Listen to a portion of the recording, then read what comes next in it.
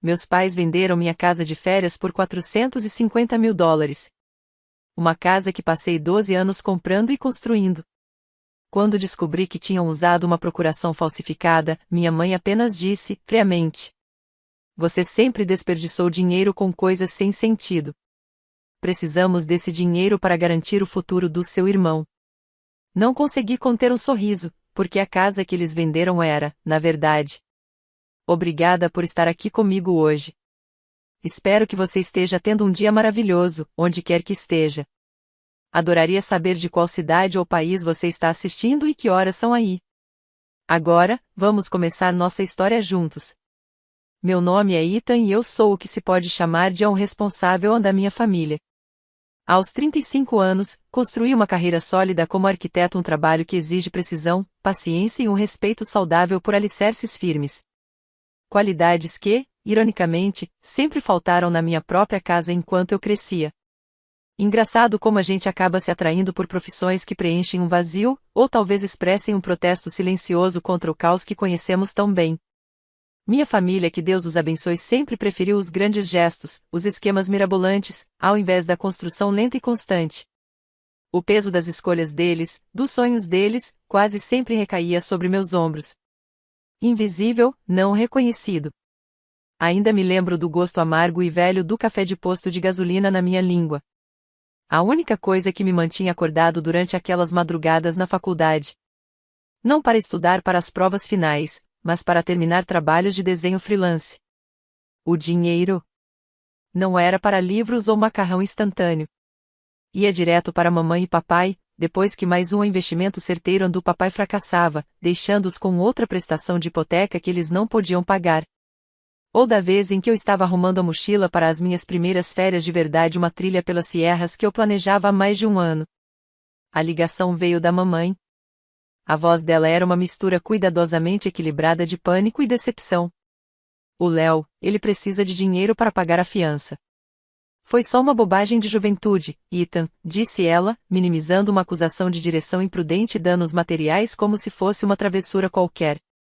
Minhas botas de caminhada voltaram pro armário. O cheiro de pinho e o gosto de aventura foram embora com elas. Esse era o ritmo da nossa vida. Léo tropeçava. Eu o segurava. E mamãe e papai reescreviam a história. Mas, no meio daquela rotina silenciosa de responsabilidade, eu cultivava um sonho. Algo real, um consolo tangível que eu mesmo estava construindo com as próprias mãos, a casa em Whispering Pines. Não era apenas madeira e pedra. Era uma parte de mim. 12 anos da minha vida. Minhas economias, meu suor, tudo cristalizado em um santuário às margens do Lago Miller. Eu a encontrei por acaso. Era uma carcaça esquecida, meio engolida pela era. As janelas pareciam olhos vazios olhando pro lago. Cheirava mofo, a tempo perdido. Mas eu enxerguei além. Vi os ossos fortes da estrutura, as vigas firmes, a chaminé de pedra ainda de pé, orgulhosa. O corretor me olhou como se eu fosse louco. "Isso aí é caso de demolição", filho disse, balançando a cabeça. Mas eu não queria destruí-la. Eu queria dar uma nova vida a ela. E foi assim que começaram os fins de semana mergulhado em trabalho. Os dias da semana revisando projetos que eu mesmo desenhava. Cada martelada, cada tábua lixada com cuidado, era como uma meditação. Aprendi a lidar com encanamentos complicados, a passar fiação elétrica por conduítes antigos e a fazer molduras de sanca com perfeição até que meus dedos ficassem em carne viva e minhas costas gritassem de dor. O cheiro de cedro envelhecido misturado com tinta fresca virou meu perfume. O calor do sol batendo no deck recém-instalado, onde eu já me imaginava velho, observando netos que nem existiam ainda aprendendo a pular pedras no lago, essa era a minha recompensa. Whispering Pines não era apenas uma casa. Era meu coração transformado em algo palpável. Meu plano era fazer dela um pequeno retiro ecológico, um lugar onde outras pessoas pudessem encontrar a mesma paz que eu encontrava no abraço silencioso daquela paisagem. Mas minha família via isso com uma mistura de confusão e um leve desdém. Minha mãe, Eleanor, uma mulher cujo charme era tão bem lapidado quanto seus talheres de prata, nunca entendeu por que eu colocava tanto dinheiro e energia naquele casebre velho, como ela chamava. Aos poucos, percebi que o amor dela era condicional, preso à aparência, à imagem que projetávamos de uma família bem-sucedida. É para o bem da família, Ethan. Você vai entender, um dia ela dizia sempre que tomava uma decisão que soava mais como um decreto. Era como uma luva de seda escondendo um punho de ferro. Meu pai, Richard, era mais dócil, mais moldável.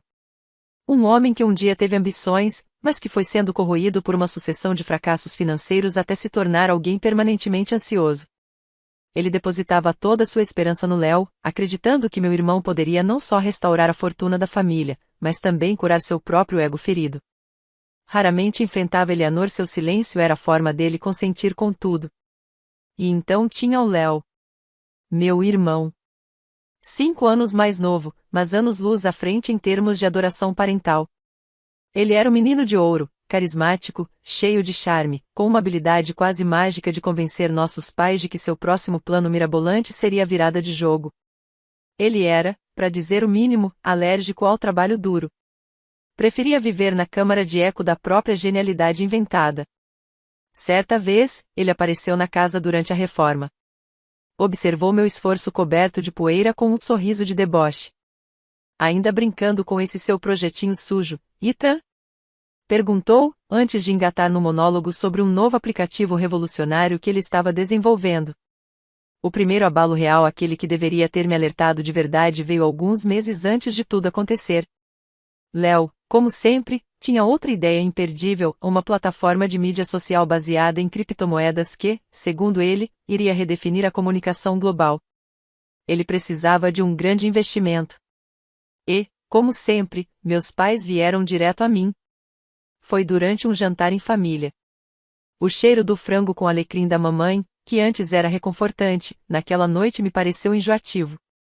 A conversa fluiu naturalmente para o brilhantismo de Léo em sua necessidade urgente de capital. Lembro da pressão esmagadora dos olhos de Léo se estreitando, calculistas, quando expliquei que não podia simplesmente liquidar minhas economias da aposentadoria.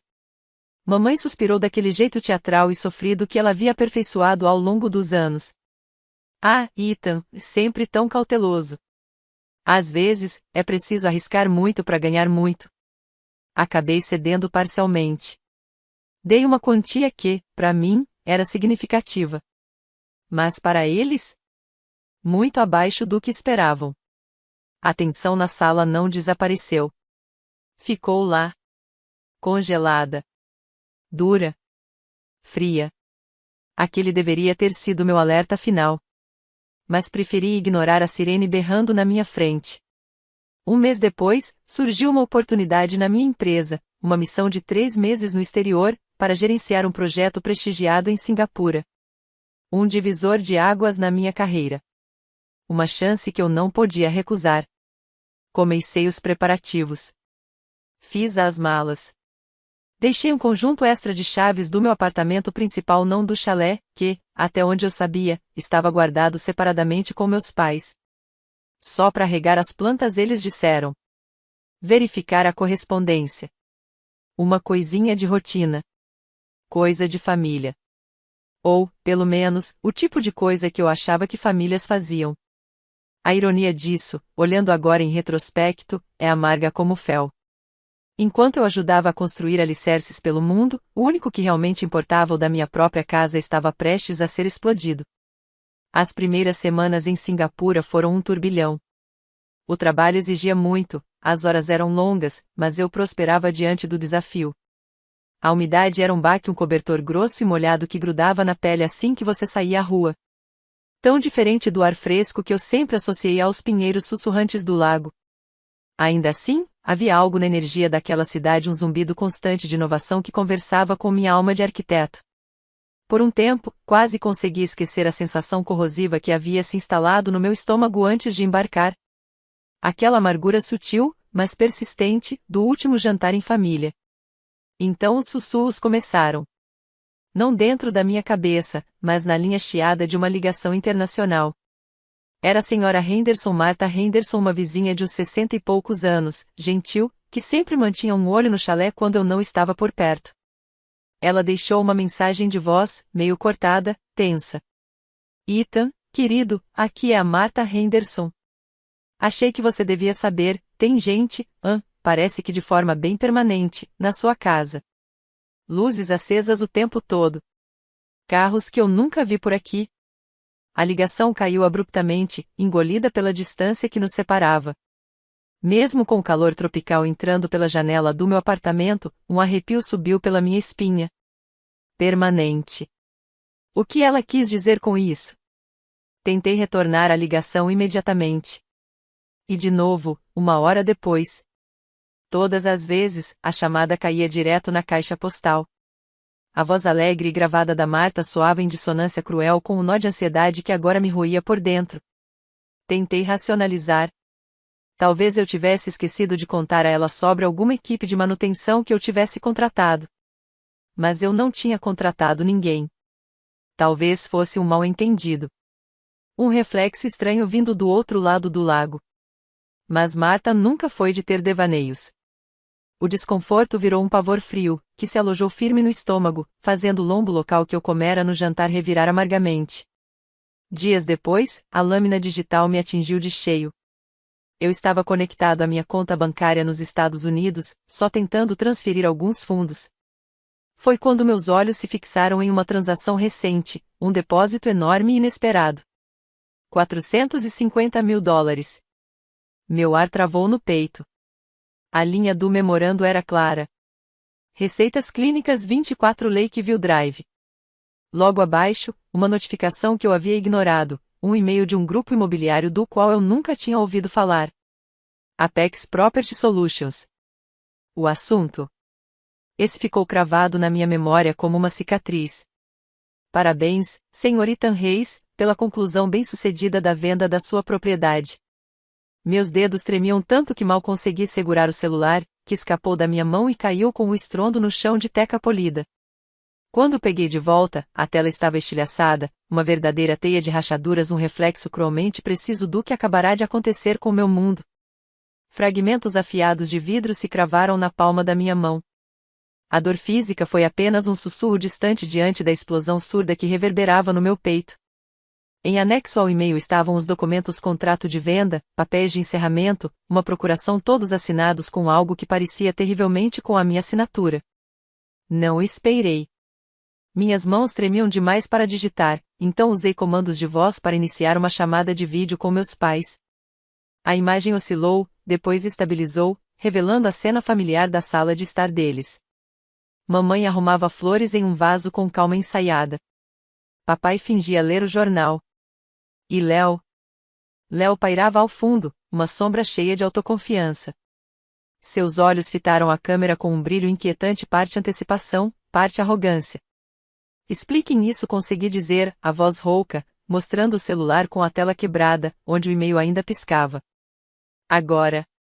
Mamãe Eleanor levantou os olhos com uma expressão de surpresa cuidadosamente moderada. Ethan, querido, o que houve? Você está horrível. Papai murmurou algo sobre a conexão estar ruim. Léo só sorriu. O chalé, continuei, minha voz ganhando um tom cortante. Apex Property Solutions. $450 mil. O que vocês fizeram? A farsa ruiu. Eleanor pousou as flores devagar, e seu rosto endureceu na máscara autoritária que eu conhecia desde criança. Está bem, Ethan. Sim. Nós vendemos. Sem desculpas. Sem hesitação. A frieza brutal daquelas palavras tirou o ar dos meus pulmões. Você sempre desperdiçou dinheiro com coisas inúteis, ela continuou, se agarrando àquela cabana podre. Aquilo era um buraco de dinheiro. Precisávamos daquilo. A família precisava. O aplicativo do Léo vai ser revolucionário. Ethan, este é o momento dele. Os rostos na tela começaram a se desfocar, como se minha visão se recusasse a registrar o que eu estava ouvindo. Era isso que família significava para eles? Um recurso a ser explorado?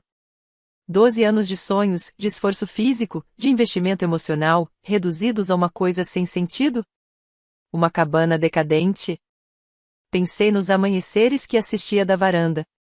No canto dos mergulhões do outro lado do lago. Na sensação da madeira gasta sob meus pés descalços.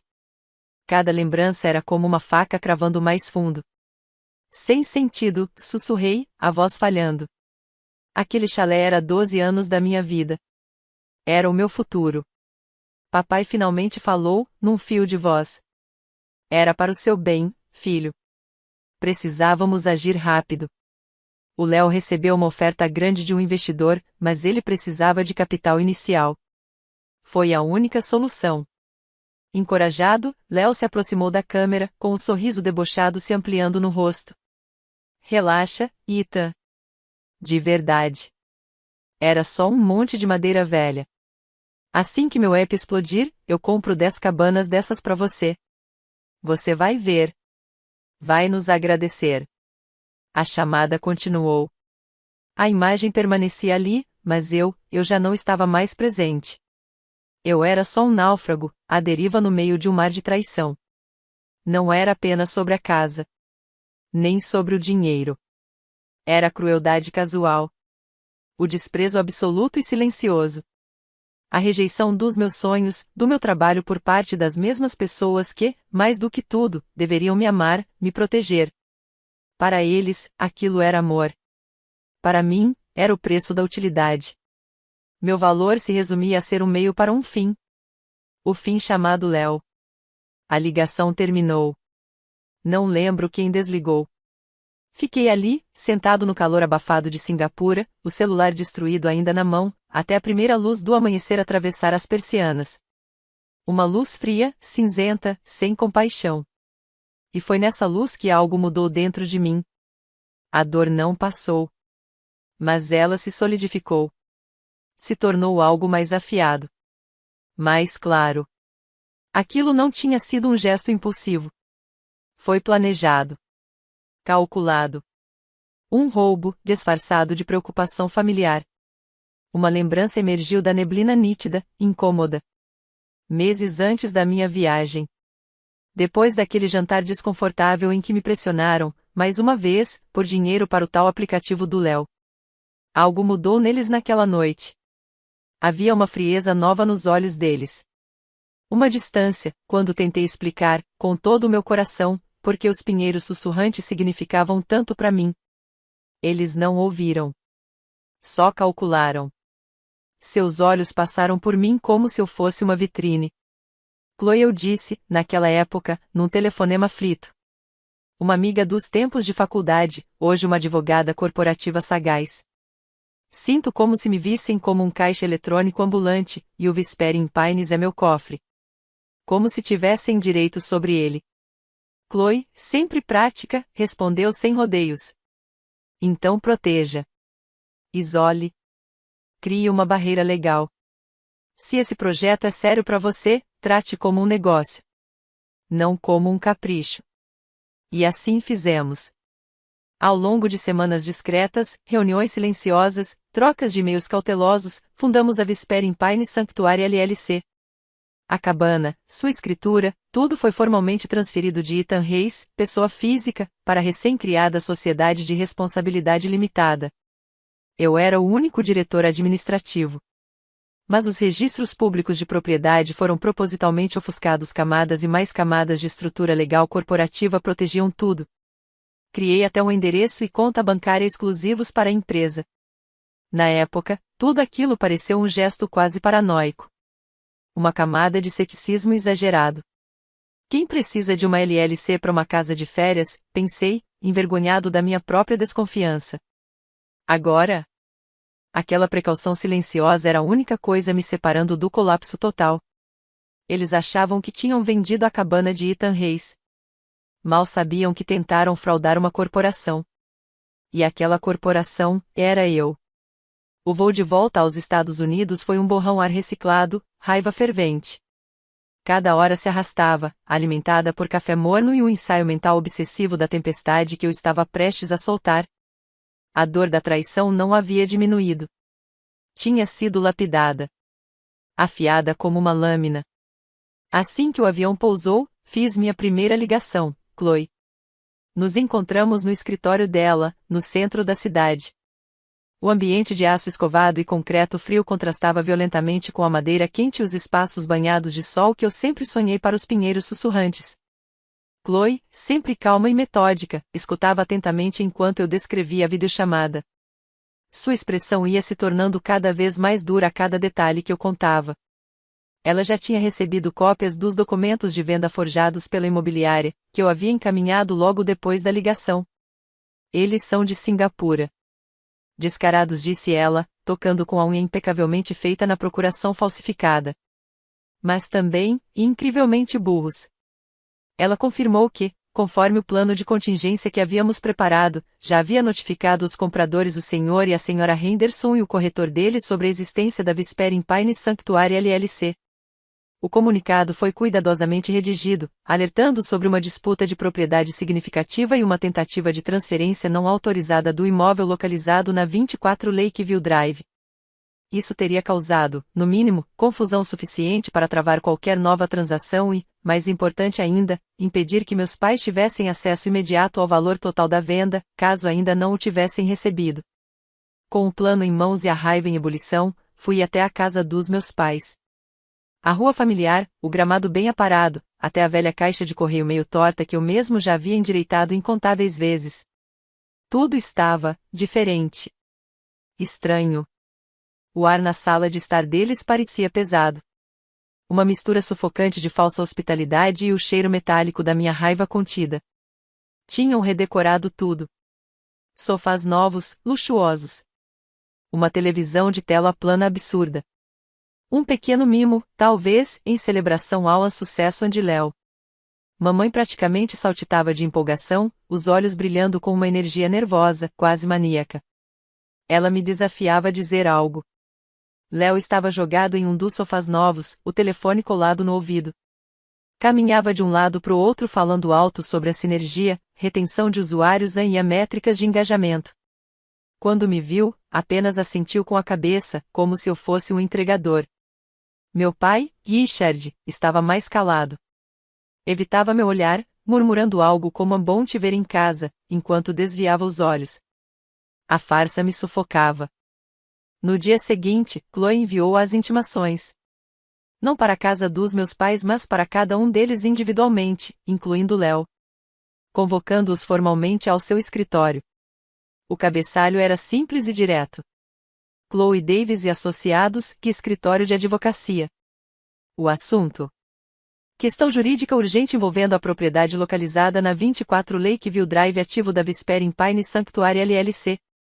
Aquela sigla, aquele nome cuidadosamente escolhido e desconhecido por eles, era o primeiro aviso. Quando chegaram ao escritório, estavam nervosos. A pose de confiança habitual já mostrava sinais de rachadura. Eleanor tentou tomar o controle imediatamente, a voz alta demais para a sala de conferência silenciosa e elegante. Ethan, isso é absurdo. Chame sua amiguinha advogada. Podemos resolver isso como família. Mas havia uma mesa de mogno antiga entre nós, larga o suficiente para parecer um oceano. Chloe, impecável em sua postura e calma, indicou para que se sentassem. Não desperdiçou um segundo com cordialidades. Senhor e Senhora Reis. Senhor Léo Reis começou, com a voz firme. Convidamos vocês para discutir a tentativa de transferência não autorizada e fraudulenta de um ativo pertencente ao meu cliente, Whispering Pines Sanctuary LLC. Ela empurrou, com elegância, um conjunto encadernado de documentos sobre a mesa polida. Em destaque, a propriedade conhecida como Whispering Pines Cottage, situada na 24 Lakeview Drive. O rosto do meu pai empalideceu. Ele balbuciou.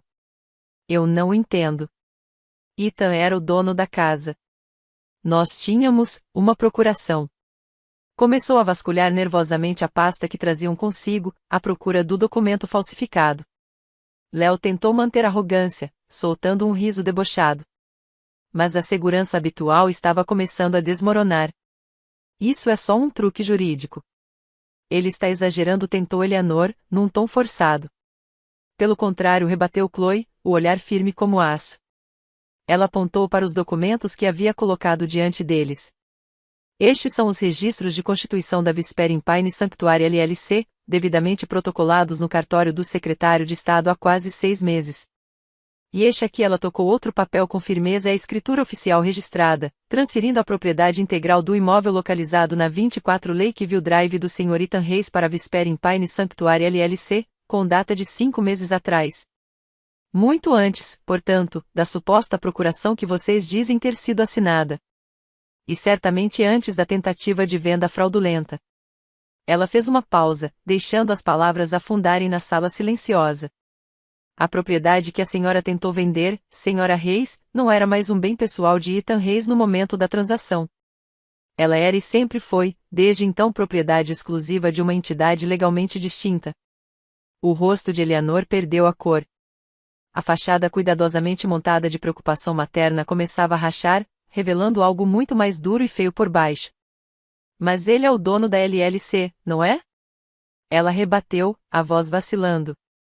Então é a mesma coisa.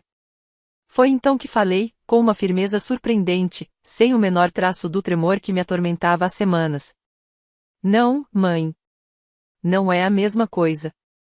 E mais importante que isso, a procuração que vocês usaram naquele papel fraudulento? Eu nunca assinei. Chloe assentiu lentamente. O que nos leva à questão mais grave, a falsificação. Ela puxou outro conjunto de documentos.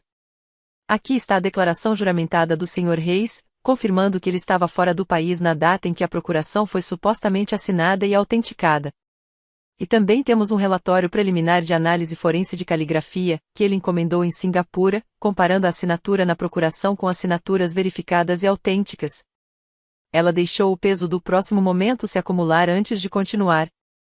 O relatório é categórico, apresenta inúmeras inconsistências e traços claros de uma falsificação grosseira. Mas o verdadeiro golpe ainda estava por vir. Chloe diminuiu a luz da sala de reuniões. Caminhou até o controle e ligou o grande monitor instalado na parede. Antes de o Sr. Reis viajar para o exterior, ele instalou um novo sistema de segurança em seu escritório em casa e explicou, a voz firme, exigindo atenção total. Esse sistema inclui uma pequena câmera de movimento voltada para sua mesa de trabalho. O local onde ele costuma deixar documentos confidenciais. Ela clicou no mouse. A tela acendeu. A imagem era clara. Data e hora marcadas no canto da gravação. Meu escritório. Minha mesa. E meus pais. Eleanor, o rosto contraído em concentração, mexia nervosamente nos papéis sobre minha mesa. Richard estava logo atrás dela, espiando por cima do ombro, tão tenso quanto. Ele puxou um documento fiscal antigo que eu havia assinado anos antes. Eleanor o pegou, alisou com cuidado, e então sacou um formulário de procuração em branco, claramente um modelo genérico baixado da internet. Com movimentos lentos e calculados, quase infantis, ela começou a praticar minha assinatura em uma folha de rascunho, comparando com o original e alternando entre tentativas desajeitadas e hesitantes. Richard murmurava incentivos. Então Léo apareceu na porta. Sua voz soou com nitidez no microfone da câmera áspera, impaciente. Já terminaram. Vamos logo com isso. O investidor está esperando a confirmação. A cena final era quase insuportável de assistir. Richard abriu uma velha maleta. De lá, tirou um carimbo de tabelião, visivelmente empoeirado, provavelmente de algum negócio falido há décadas. Houve um momento de hesitação. E então, em um movimento ligeiramente borrado, um deles impossível dizer qual carimbou o documento falsificado. Na sala de reuniões, minha mãe soltou um suspiro sufocado. Meu pai cambaleou, levando a mão ao peito, pálido como cera. E Léo? Léo estava em choque absoluto. Pela primeira vez em sua vida, ele não tinha uma palavra sequer. O queixo caído, os olhos arregalados. A presunção, a arrogância, tudo havia desaparecido. Restava apenas o rosto nu da culpa. Isso não é, você não pode, murmurou Eleanor, a voz embargada. Mas não era de tristeza. Era o medo da verdade. Era o medo de finalmente serem vistos como realmente eram. Ah, mas eu posso, mãe, falei, as palavras afiadas como cacos de gelo. Tenho aqui provas de falsificação, fraude imobiliária, conspiração para cometer fraude, e uso de um selo notarial extinto para autenticar documentos falsos. Fiz uma pausa, depois inclinei-me para a frente, olhando diretamente nos olhos dela. Veja bem, vocês não tentaram apenas vender a minha casa. Vocês tentaram me vender junto com ela. Meu olhar cortou na direção de Léo, que encolheu os ombros como se tivesse levado um soco. Eleanor finalmente conseguiu falar, mas o que saiu foi um grito estridente, desesperado. Você vai fazer isso com sua própria mãe? Com a sua família? Depois de tudo que fizemos por você? Levantei-me devagar. Cada movimento carregava o peso de anos de mágoa engolida. Toda a raiva sufocada, todas as vezes que me curvei sob os fardos que não eram meus, se cristalizaram naquele instante em um momento de clareza fria, implacável. Tudo o que vocês fizeram por mim? Repeti, minha voz baixa, mas carregada como chumbo. Ou tudo o que eu fiz por essa família, só para ser descartado? Para ver meus sonhos, meu trabalho, a minha própria identidade serem jogados fora como se não valessem nada? Olhei direto para ela, sem piscar. Você não falsificou só a minha assinatura, mãe. Você tentou falsificar minha vida, dobrá-la à sua vontade, para servir aos interesses do Léo. Apontei para a tela, onde a filmagem seguia congelada. Esta é LLC. Esta é evidência. Isso é eu tomando minha vida de volta. Os 450 mil dólares que você recebeu do senhor e da senhora Henderson agora são evidência num caso sólido de fraude. Continuei, com a firmeza de quem já não tinha medo. Minha empresa, a Visper Empire Sanctuary LLC, buscará restituição integral, com danos morais e custas judiciais. Chloe entrou no momento exato, sua voz cortante como o som de um martelo de juiz. E os Hendersons, naturalmente, também esperam ver esse dinheiro de volta, disse ela, fria e precisa. Já foram informados por nossa equipe jurídica sobre a natureza fraudulenta da transação. Seus advogados estão neste momento preparando uma ação civil para a recuperação de valores e danos adicionais.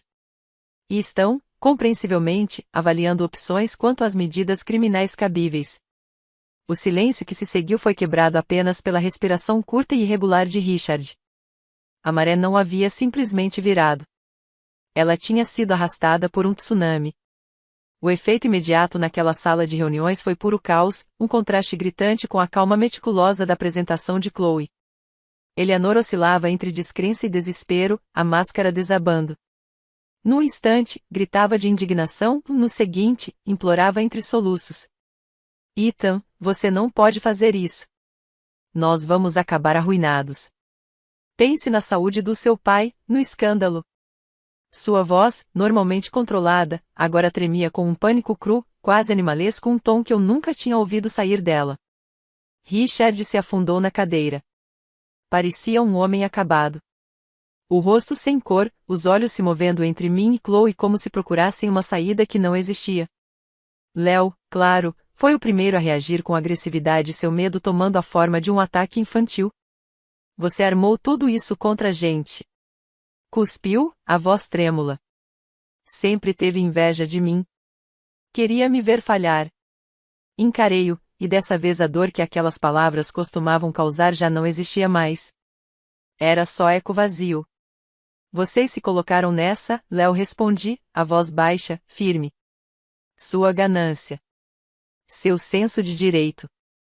A disposição da mamãe e do papai de sacrificar qualquer um por esse seu potencial. Eu só ergui uma barreira de proteção. Vocês estavam tão cegos pela própria arrogância que nem perceberam. Chloe interveio então. Seu tom profissional, firme e calmo, era a âncora que mantinha todos na realidade enquanto a tempestade emocional nos engolia. Ela começou a descrever, em detalhes, os desdobramentos jurídicos imediatos. O processo civil movido pelos Hendersons agora era uma certeza. Os fundos que haviam recebido estavam claramente ligados a um esquema de fraude e seriam examinados com todo o rigor possível. Acusações criminais por falsificação de documentos, fraude eletrônica e fraude postal eram altamente prováveis, principalmente diante das provas em vídeo diretas, nítidas e irrefutáveis. Meus pais precisariam contratar uma assessoria jurídica competente com urgência. Não havia mais como encobrir ou apagar o que havia acontecido. Os dias que se seguiram foram um borrão de correspondências de advogados, ligações entre escritórios e silêncio total por parte dos meus pais. Nenhuma ligação, nenhuma explicação. Apenas o vazio. Os Hendersons, um casal de aposentados que havia investido suas economias de vida inteira naquela casa à beira do lago, sonhando com uma aposentadoria tranquila, estavam devastados. Com razão. Seus advogados se moveram com rapidez e precisão. Fiquei sabendo, através de conversas nos bastidores jurídicos, que meus pais já haviam gastado boa parte do valor do sinal, a maior parte, claro, no projeto de Léo, que mais uma vez provou não ter nem produto, nem plano, nem futuro. Isso só aprofundou o buraco financeiro e jurídico em que eles estavam afundando. A imagem respeitável que meus pais tanto se esforçaram para construir na comunidade local começou a ruir. A fachada desmoronava. Mesmo com Chloe gerenciando a divulgação das informações com extremo cuidado, protegendo meus interesses enquanto deixava a verdade vir à tona, as notícias, como sempre, encontraram um caminho. E logo os sussurros viraram expressões de choque entre amigos da igreja, conhecidos do clube, parentes distantes. A vergonha, posso imaginar, pesava como chumbo sobre Eleanor, uma mulher que sempre valorizou mais as aparências do que a realidade. Então vieram as mensagens.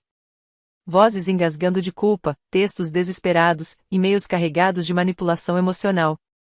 Como você pode ser tão cruel, Ethan? Lamentava minha mãe em uma mensagem de voz.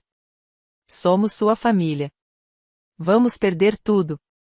Meu pai me mandou um e-mail desconexo, implorando por ajuda, pedindo um empréstimo. Queria que eu interviesse, que detivesse a avalanche jurídica antes que o soterrasse de vez. Cada mensagem era uma nova tentativa de me puxar de volta para a órbita disfuncional deles, como se eu fosse responsável pelas consequências de suas escolhas. Meu peito doía. Era como um membro fantasma. O impulso de cuidar, de consertar tudo, de proteger, ainda estava ali. Por um breve momento, vacilei. A imagem do rosto cansado do meu pai, da compostura desmoronada da minha mãe, mexia com algo antigo dentro de mim, um instinto moldado por anos de silêncio e resiliência. Mas então olhei para a aquarela de pinheiros sussurrantes que Chloe havia me dado. Estava pendurada na parede do meu apartamento, silenciosa e forte. E me lembrei da frieza nos olhos deles naquela videochamada. Do sorriso cínico de Léo. Não sussurrei para o vazio da sala. Desta vez, não. Desta vez, a dor e as consequências eram responsabilidade deles. Instruí Chloe a gerenciar toda e qualquer comunicação. Mudei meu número. Foi como amputar um membro gangrenado para salvar o corpo. Durante esse período turbulento, um gesto inesperado me alcançou como uma boia em mar aberto. Minha tia Carol, irmã mais nova da minha mãe, entrou em contato. Sempre foi mais reservada, prática, alheia aos dramas de Eleanor. Mas dessa vez, ela ligou direto para mim. Contei tudo. Sem filtros. A verdade crua. Ela ouviu. Silenciosamente. Sem interrupções. Quando terminei, ela respirou fundo e disse, com uma tristeza contida: Ethan, sua mãe sempre teve um ponto cego com o Léo. E sempre te enxergou como forte, o que aguentava tudo calado. Sinto muito que tenha sido preciso algo tão devastador para você finalmente desenhar um limite. Sua validação, sua compreensão silenciosa foram como uma explosão em uma ferida que eu nem sabia que era tão profunda. Foi o começo de um novo tipo de conexão familiar, uma baseada na honestidade, não na obrigação. Com o tempo, a poeira jurídica começou a assentar. A Visper Empire Sanctuary LLC, minha empresa, reafirmou formal e incontestavelmente a propriedade do chalé. Os Hendersons, com a ajuda da Chloe para organizar toda a confusão, conseguiram finalmente uma sentença contra meus pais, que foram condenados a pagar o valor total que haviam desembolsado, além de indenizações por danos e honorários advocatícios. Meus pais foram forçados a vender a própria casa, aquela onde eu cresci, repleta de tantas memórias complicadas, para quitar a dívida. Mudarão-se para um pequeno apartamento alugado. O aplicativo genial do Léo, sem o financiamento ilícito, desapareceu como a névoa da manhã. Ele acabou tendo que aceitar um emprego comum, das 9 às 5, exatamente o tipo de trabalho que sempre zombou. Sua amargura era uma nuvem palpável à sua volta. Acusações criminais finalmente foram apresentadas. Mas, devido à idade deles e à saúde debilitada do Richard, meus pais se declararam culpados de crimes menores, recebendo multas pesadas, liberdade condicional e aconselhamento obrigatório. Não houve prisão, mas suas vidas como conheciam foram irrevogavelmente transformadas. Minha primeira visita a Whispering Pines depois que tudo desabou foi estranhamente silenciosa. O cheiro de pinho e terra úmida ainda estava ali. O chamado dos mergulhões ainda ecoava pelo lago. Mas o ar dentro da casa parecia pesado, contaminado pelo cheiro fantasmagórico da traição. Abri todas as janelas, deixando a brisa fresca do lago entrar, trazendo mais do que poeira. Caminhei pela propriedade, sentindo com a mão a madeira quente iluminada pelo sol do deck que eu mesmo construí. Tábua por tábua, não era mais apenas um sonho. Era um monumento à minha resiliência, ao meu eu recuperado. Os planos para o retiro ecológico estavam de volta, agora com um sentido mais profundo e verdadeiro.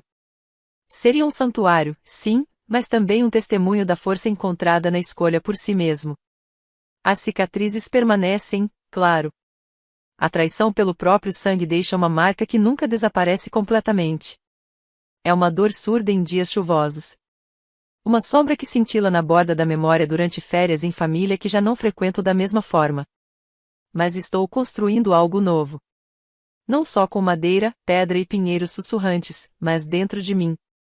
Aprendi que não é uma frase feita, limites firmes, porém amorosamente impostos, são a expressão mais verdadeira do autorrespeito. Meu antigo ponto cego, aquele anseio desesperado e infantil pela aprovação e aceitação deles ainda está lá, uma cicatriz tênue, quase invisível. Mas não dita mais meu caminho. Agora encontro minha aprovação dentro de mim. Na satisfação silenciosa de um trabalho bem feito. Nas conexões genuínas que crio com pessoas como Chloe, como a tia Carol. Pessoas que me veem, que me valorizam pelo que realmente sou. A traição da família corta até os ossos. Mas aprendi que também pode criar um espaço dentro de você, um lugar vazio onde o eu mais forte e autêntico finalmente pode criar raízes e florescer. O custo dessa escavação é inegavelmente alto. Mas a liberdade que se encontra do outro lado, uma visão clara e desobstruída do próprio caminho, é absolutamente inestimável. Você já foi forçado a escolher entre sua família e sua própria sobrevivência ou sanidade? Como encontrou forças para traçar sua linha na areia? E o que construiu do outro lado? Gostaria muito de ouvir suas histórias nos comentários abaixo.